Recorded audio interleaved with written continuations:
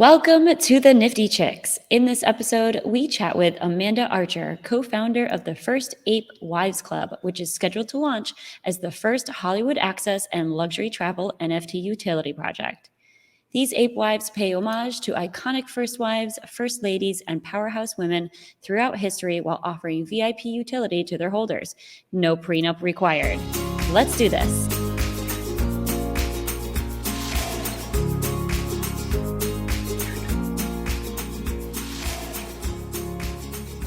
All right. Welcome to the show. We are excited to have Amanda Archer with the First Ape Wives Club.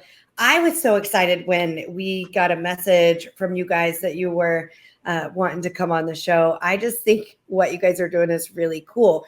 So the First Ape Wives Club pays homage to iconic first wives, first ladies, powerhouse women, and you are combining those two things to with Hollywood access and luxury travel. So first I would love to hear, Amanda, you have, quite an impressive background coming from Blockworks, that you've been featured in Blockworks, Blockster, Edge of NFT, and you have, your background in Hollywood publicity and all that. So first off, tell us just a little bit about you and how you got into this, wonderful world of crypto and NFTs. Thanks so much for having me. It's exciting to have these discussions with other women. But yeah, I moved to LA about 9.5 years ago or 10 years ago, working as a publicist in the Hollywood sort of sector, and coming out here working for all these very interesting entertainment families like Michael Jackson's family and the Hefners, Hiltons, all these very interesting backgrounds. We were working a lot with global media. That was when media still had a lot of power, and we would do global exclusives. And over time that diminished because social media came in and changed the whole landscape of where the eyeballs were going, and it diluted the news. Went into social media, and as a publicist I follow those trends quite closely. And when I saw the opportunity of the Web3 opening up, I was just really excited to see something new. And based on the history of .com, social media, I just saw this as the new thing, and I wanted to just get ahead of it, because I hadn't done that previously. And I was really excited to jump in early and just sort of try and, understand everything that it was, because it was, like a unlimited amount of new knowledge to absorb and understand. For sure. That's actually something that Minty Cell always talks about, is like learning a new language when you step into this space. And I want to hear from you. So you're kind of like in the celebrity, in the kind of Hollywood world, right? What projects were you first exposed to where you thought like, oh, I get this. This makes sense. I'm excited about it. I want to create a project. So it was like over a year ago now. So I'm very new to the space. I saw all the pandemonia around NFTs, September, October, like last year, and it was really at a high. And, and I could see these things sort of erupting, and I didn't really understand it, So the minute that I couldn't understand it, it created my interest level so high, because, there's very few things and new industries that we really don't understand. And to be able to have that, I have just being confused and not understanding what it was. So I really delved into it and saw what they were all doing, and based on the hyper of the market, and then sort of figured it out from there. But it was just due to just lots of hype that I originally got involved, and then couldn't stop reading and learning. Totally get it. It's like if I take myself back to a year ago, it was the biggest sense of FOMO I've ever had in my life. That's how I felt. I was like seeing these other collections like the CryptoPunks Right. and World of Women and Bored Ape Yacht Club. And I was like, wow, it's just incredible, like how quickly these things can grow too. Yeah. Which is funny because like as I was looking at stuff for today's show. So speaking of, I can't find it now. I was looking to see if I could find it again. But I saw like Hugh Hefner's something was coming out about like a metaverse game. I think that they were doing in Sandbox for, is it his birthday or I don't know. Playboy. Playboy. So Playboy Enterprise, which is the company that, he's no longer, his family's no longer part of that, but Playboy have been involved in Web3. They put out a collection last year, or it was early this year maybe, and they've got something going on in the Sandbox. I think it's their 69th anniversary. Yes. Yeah. Good number. Makes sense. Makes sense. It all makes sense. Uh-huh. And so anyway, I just had to mention that. And then, so have you done anything with Paris and everything that Paris is doing with Paris World and all that? Have you followed any of that? I worked with I worked with Paris maybe 10 years ago, and then again a few years before that. So doing some like media deals in Australia and then here. And so she's, I knew her from a different, world of media. And so we haven't talked to her directly about this. She's definitely like engaged with our page and some posts that we had. And but yeah, we haven't approached her, but we would love her to be part of our group. Crystal Hefner, who was, with the Playboy Mansion, she's one of our ambassadors. She's a very close friend of mine and very Web3 savvy and into collecting and stuff. So she's sort of been really supportive of the First Ape Wives Club, which is really nice. That's awesome. And so I want to hear the story about First Ape Wives. Like why apes? Why are you going with the first, like, talk to me about the brand that you're building and why?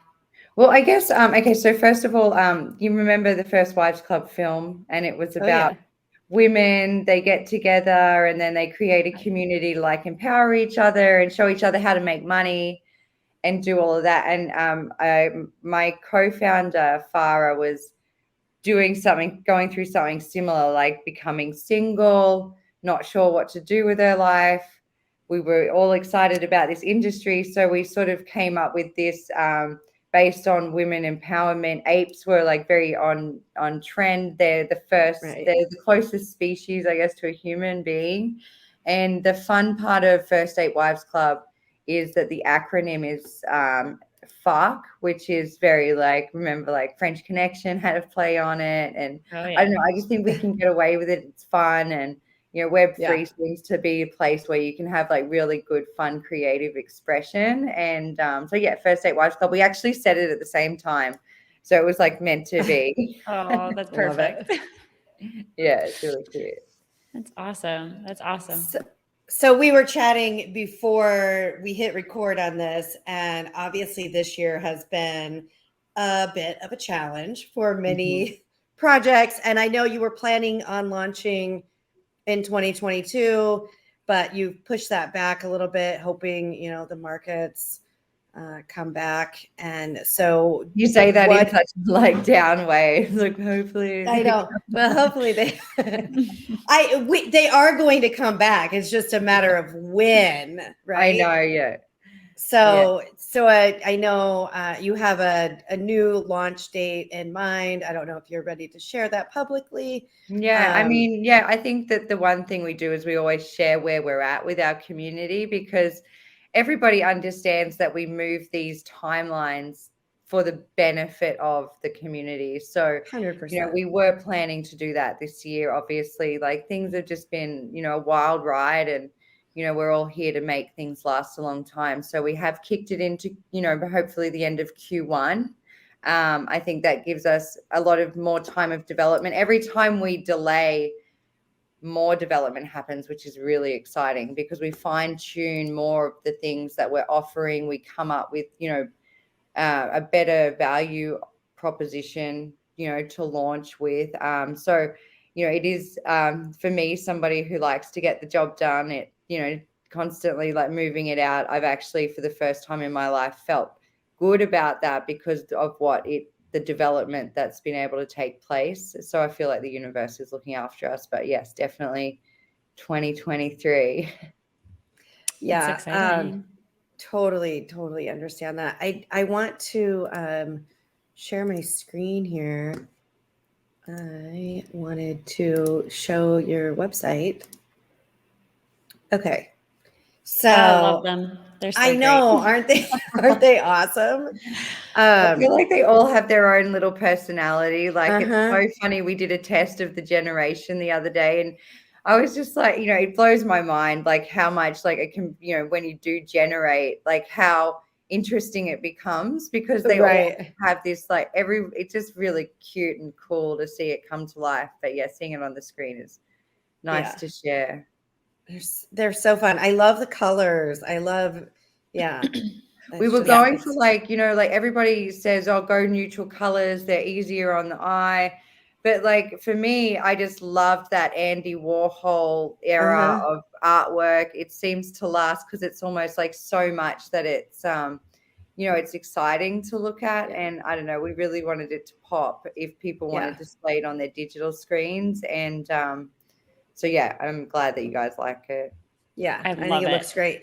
So Yeah. I would love to hear about some of the perks because I personally think that these are amazing and I can't wait to be a part of this. They So do they you want to align just give us like 100% with what Minty and I always talk about. Like this is exactly basically our lives wrapped up in one NFT. Oh my God, I love it. right? Okay, yeah, no, well, Yeah. like you guys are our perfect members. Yeah. So what we did was coming from a real life world. I was like, all of our friends, they didn't understand NFTs. I didn't understand NFTs.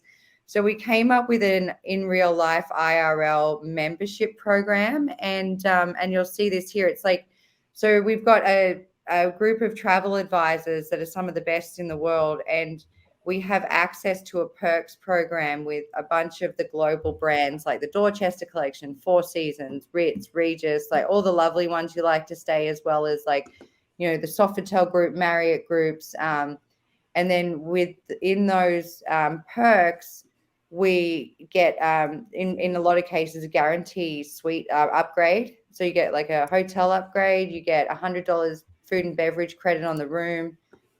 In a lot of cases, like notes from the GM or a transfer to the airport. So just sort of like it makes you feel a little bit like VIP and live that life, which is really nice. I've actually went around Europe recently just to trial out this as a normal person. And in most cases, I got these great upgrades. I love getting the credit on the room because it was like you had to, you had like this, just, you didn't have to worry about having cocktails in the evening. A lot of the time the breakfast is complimentary as well. But that's, if you go onto that, there's a more screen where you can sort of see the different like 20 odd brands that we work with. And then, as well as that, I know it's all very upmarket and expensive sort of level of discussion, but with our agents, we can also do a price match guarantee to anything on the internet. So if you were more on a budget, but you still wanted to use a travel agent for comfortability, someone to talk to, recommend the hotels, all that sort of stuff, we can still do a price match guarantee and you still have that agent to help you along the process. And yeah, so I just think it's like, yeah, you just get this cool, it's like a Black Amex program, Right. that I love it. yeah. It's so good. Oh yeah. That's awesome. And Oh, that's some of the brands there. Yeah. It's so Yeah. exciting. No, it is really cool.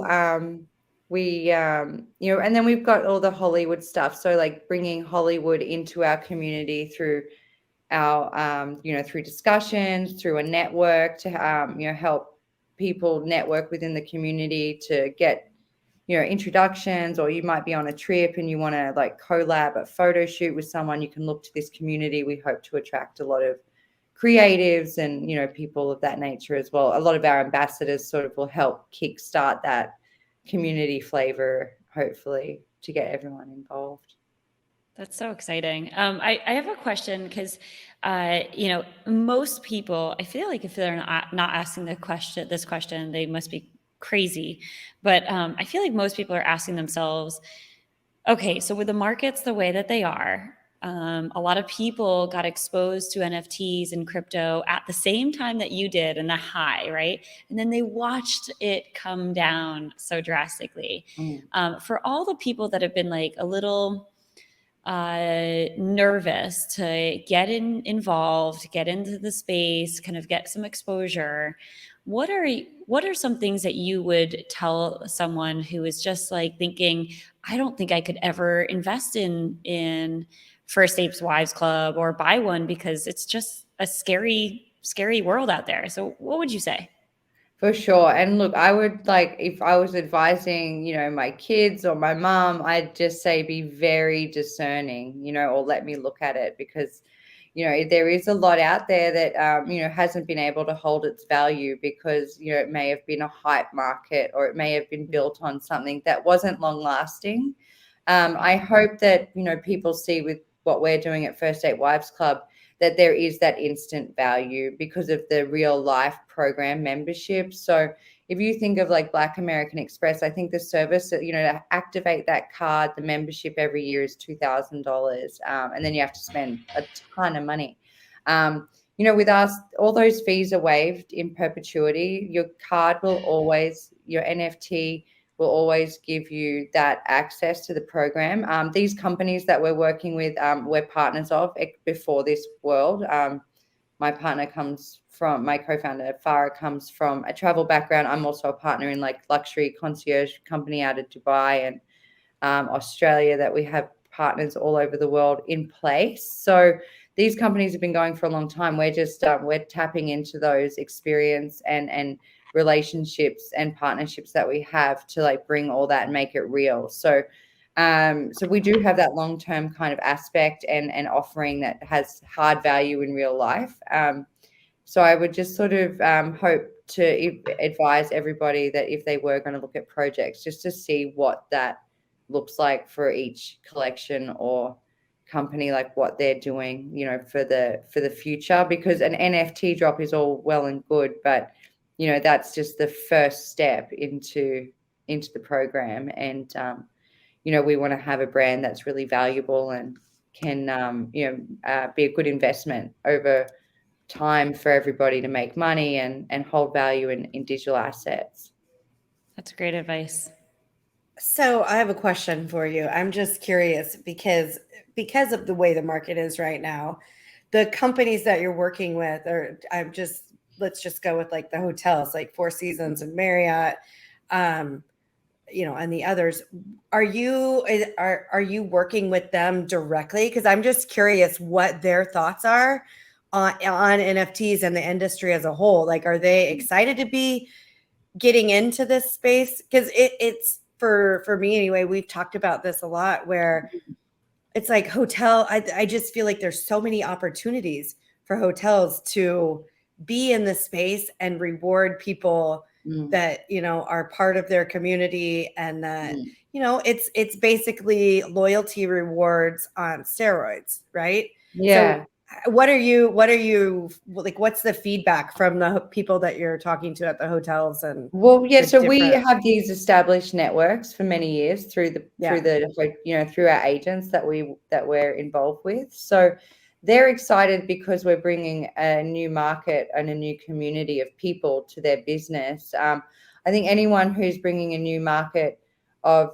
people to a business is great. They want to make sure, obviously, that we're legit and we're all above board and doing things properly. But we've got we've had these relationships for so many years that they're excited to see us like venture into something new. It's good to sort of open up to a new network of people and offer them all these benefits that they may not usually have. So I mean, yeah, I think everybody's in a positive mind about it. We haven't had any negative feedback. Obviously, I always get the question of like the market, like the cryptocurrency and investing in NFT. And one thing is like, we're all seeing all these multinational companies adopting Web3 programming within their companies. They wouldn't be doing that if the technology wasn't beneficial. And it's just having its hiccup to be able to balance out and have a sustainable sort of, move forward, because I think there was a lot of like oversupply in the market without much sort of value.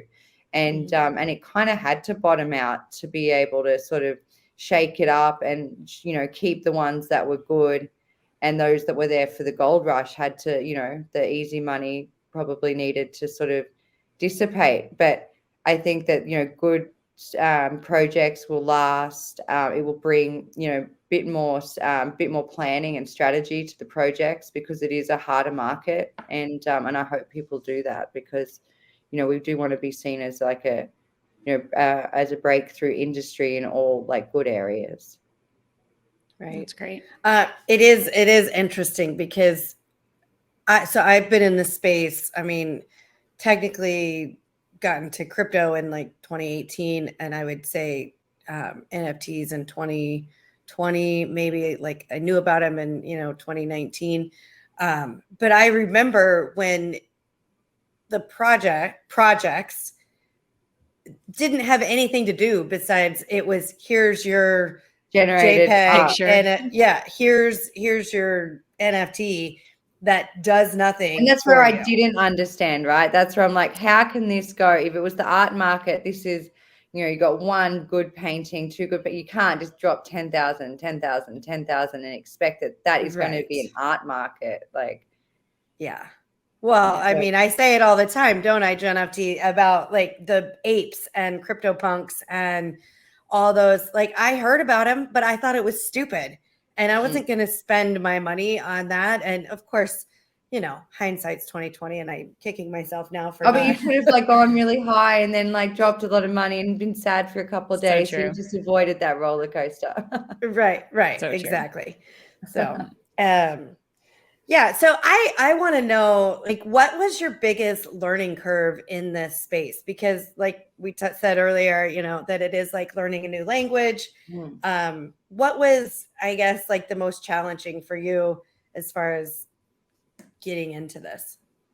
The one thing that like we're getting better at it, but one thing that I found difficult to get right is like developing a really authentic community, and like, being really like strong on that strategy and development, so that, you do get like the right people in your community. And I think a lot of people rush to try and like make it happen through not such organic ways. And I don't, there's lots of tricks out there, but growing a community, or, in a really organic and authentic way, that's definitely probably the hardest component of this. Like, the tech is more straightforward. For me, the press is easy. I find all that sort of stuff, that's second nature to me. But yeah, growing the community has been something that I, continually think about how to do better. And, we're attracting a lot of ambassadors, but that doesn't do the trick. You've really got to sort of be on these channels and like hearing and listening to people, and getting to know your community. So it is, that has been like definitely the one thing that I am most, trying to crack the code to be the best at. We're doing all the right things in most parts, I think, but always fine tuning that. And but yeah, just like that's sort of and every day, like there's struggles, but it's, it's a matter of just staying really positive and, to the, staying on track and have that end goal in mind, that, no matter what happens, and all these crazy things have happened within our marketplace, but just to stay really like focused and know that that's, that what we're doing, we really truly believe in, and just make it come to life no matter what. I can't say that enough. I mean, one of the things for sure that we often talk about is the community itself. And I feel like it can either make or break a project. And so we were just speaking to the one of the community directors of community for world of women. Mhm. And just like how it's beyond a full-time job is Oh to my just God. stay on top of the community and keeping sure that the And the dialogue is content. good. Yeah, Mhm. like I do all the content myself. We had creative agencies come in and do the content. I just didn't feel it like was sticky enough. So like I just started doing it all myself. I have It's a fun doing it lot. too. But it is a lot. Like, and it is like I think I've been a bit lazy the last couple of days. My apologies. But I do get into it, and I do think that like when it is somebody like really truly passionate about the project, that you find better stuff to communicate, and it does feel a little bit more authentic. But it is, there's many jobs that you have to do, and I just think it's about like, I don't know, I kind of enjoy the process. It does, yeah, definitely lots of responsibility because we've got a lot of people involved. And but yeah, so you just sort of wake up every day with like a driver's mentality and just go for it the best that we can. Yeah. That's hard. Yeah, That's hard. it really is. So speaking of that, what is the best way to connect with the, First Ape Wives Club community and make sure that, they're staying up to date on what's happening and when you're going to Yeah. launch and all the Yeah, I juicy think details? so Twitter is our main focus, really. Like we're sort of Okay. keeping things mainly communicated there. And then, we have Instagram, but we know the Web3 community is over on Twitter. So really Right. keeping that up. So we'll open up the Discord probably late January. We're sort of holding off on that. It is another beast of its own. So we are Yes, it is. But yeah, the Twitter is amazing. Yeah, I'm always there. I'm always there to answer any questions. Like I get all the DMs and stuff. So happy to talk. Perfect. Awesome. Well, is there anything else that we haven't covered that you want to make sure everybody knows about? I mean, we're going to have more updates next year in the early part, which, I'm excited to share. So we'll let you guys know, ahead Great. of that announcement. But yeah, there is some really great stuff happening. We've got lots of ambassadors coming on board to help, like, speak loudly for us, through their networks. And we just hope to do everybody a good job and, get as many people in our community and, help raise the roof and do good for women in this space and have a fun time. I love it. Love it. Love That's it. great. Well, thank you so much, Amanda, for being here. Thank you for We having really me. appreciate it. Yeah. And we will, of course, update everybody when you guys launch, and we'll share that, on our socials as well. So NFTy, I'm super excited about this. I love the idea of the owning an NFT that in turn gets you access to luxury travel and a travel agent who can help you plan all that luxury travel, because we know how much, at least both of us, like to travel. Yeah, no kidding. I mean, who doesn't want that, right? Like it just makes total sense to me, and I'm so excited. And I love the art. Who told her to do neutral colors? My gosh, Yeah, I love the pop of colors. I do too. I think the art is amazing, and it's got real life utility behind it, which is what we talk about all the time. Yeah, yeah. I can't wait to see it. I'm definitely going to be getting my hands on at least one of those, if not more. Yeah, and I think it's so interesting to hear her perspective as someone who is trying to launch a project, understands what's going on in the world, has needed to postpone, knows it's for the better of the community. It's a lot to balance, and so I can't imagine being in her shoes right now, but I feel like she's making a good call. Yeah, no, I agree. And I do think that sometimes, I mean, I've been around enough projects that have postponed or, delayed due to whatever the reason is. I mean, there's a variety of reasons. It doesn't necessarily have to do with the market.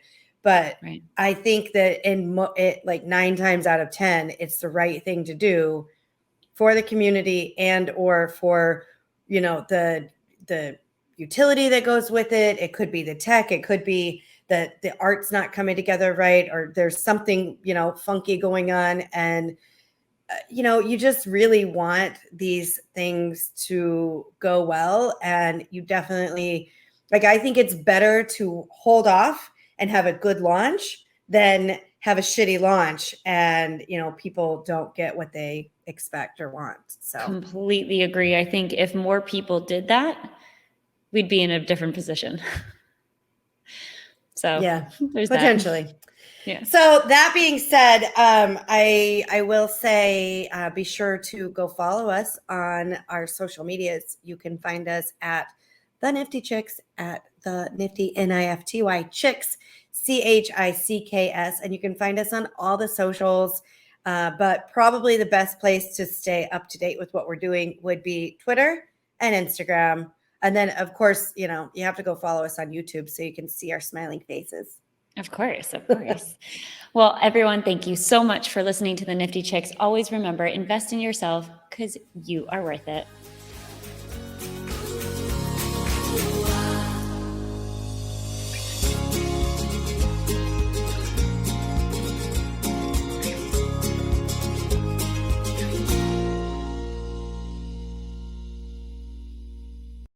Please listen carefully to the following disclaimer. Neither the host nor the guests of the NiFTy Chicks podcast are acting in the capacity of financial advisors. We wish to remain transparent and impartial to the NFT community at all times, and therefore, the content provided by the NiFTy Chicks hosts and guests are intended for general information purposes only. Nothing written or discussed by the NiFTy Chicks hosts and guests should be construed or relied upon as investment, financial, legal, regulatory, accounting, tax, or similar advice. Nothing should be interpreted as a solicitation to invest in any cryptocurrency or NFT, and nothing herein should be construed as a recommendation to engage in any investment strategy or transaction. Please be advised that it is in your own best interest to consult with investment, legal, tax, or similar professionals regarding any specific situation and any prospective transaction decisions. You must do your own research when considering investing in cryptocurrencies or NFTs. We are simply sharing our journey with you as we learn more about the world of NFTs. Happy minting.